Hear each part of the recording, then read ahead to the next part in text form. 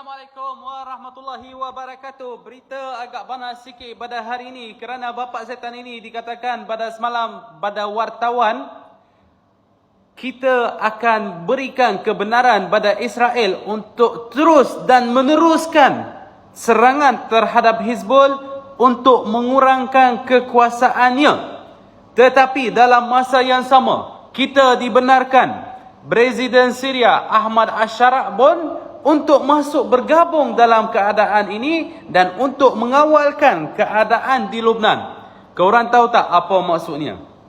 Maksudnya, Amerika cuba untuk bergabungkan Syria ataupun menjatuhkan kerajaan baru Syria ini dalam satu berengkap yang baru. Sama seperti apa yang Amerika pernah dilakukan dulu pada zaman George Bush laknatullah itu, apabila arwah Saddam Hussein menjadikan sebagai Presiden Iraq.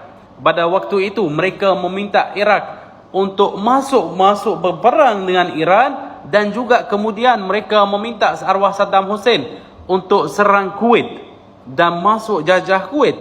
Kemudian apabila dia jatuh dalam lubang ataupun berangkap itu, barulah dapat peluang untuk menjatuhkan Saddam Hussein dan digantungkan. Jadi sekarang ni mereka cuba nasib untuk membuatkan Ahmad Al-Sharaa begitu, tetapi diorang tidak sedar yang Ahmad Al-Sharaa tu tidak ada masalah selagi Hizbul tu berada di negara mereka sendiri dan mereka membuatkan sesuatu di negara mereka. Kita tidak berhak untuk masuk campur negara mereka.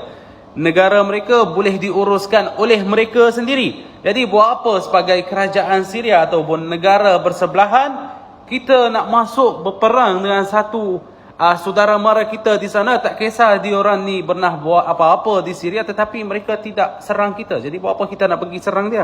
Kalau nak serang tu dah lama dah boleh serang. Bukan sekarang ni nak tunggu arahan kau tu. Buat apa?